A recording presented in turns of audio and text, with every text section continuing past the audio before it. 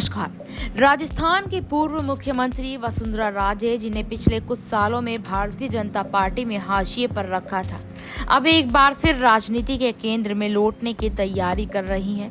नरेंद्र मोदी और अमित शाह की जोड़ी द्वारा पार्टी की मुख्य धारा से अलग किए जाने के बाद वसुंधरा राजे को एक लंबी राजनीतिक लड़ाई का सामना करना पड़ा।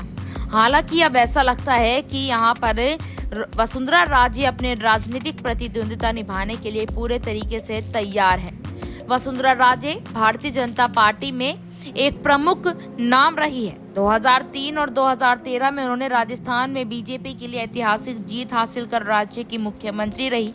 राज्य की राजनीति का केंद्र राजस्थान रहा, लेकिन उनकी पकड़ राष्ट्रीय राजनीति पर भी मजबूत रही। वह अपने नेतृत्व कौशल और दूरदर्शी फैसलों के लिए जानी जाती हैं।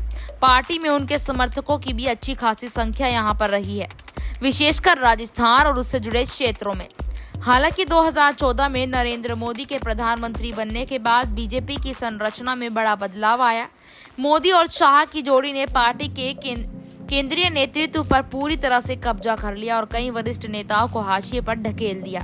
इनमें से एक नाम वसुंधरा राजे का भी था और मोदी के बीच लंबे समय से तनाव की खबरें आती रही। कहा जाता है कि राजे मोदी की नेतृत्व शैली और उनके द्वारा यहां थोपे गए फैसलों से असहज थी। राजस्थान की कई महत्वपूर्ण फैसले में राज्य की नजरअंदाज यहां पर किया गया और 2018 के विधानसभा चुनाव के बाद से उन्हें दिल्ली की राजनीति में लगभग दरकिनार कर दिया गया।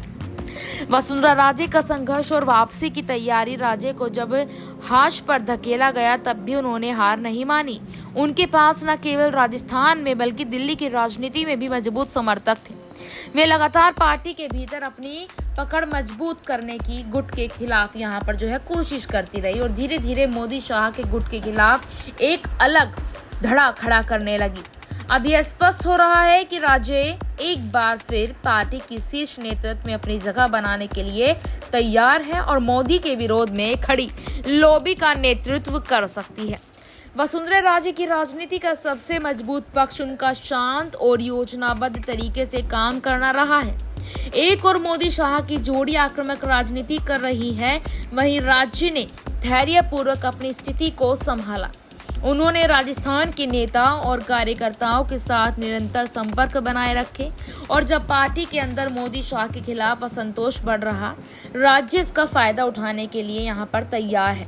बता दें आपको कि वसुंधरा राजे का नाम भारतीय जनता पार्टी के अध्यक्ष की लिस्ट में आ चुका है। हालांकि इस नाम से मोदी शाह खिलाफ है, लेकिन यहाँ पर आरएसएस संघ वसुंधरा राजे के नाम से खुश है। इसी बीच आपको बता दें कि शिवराज का भी नाम आया था, लेकिन उनको भी हटा दिया।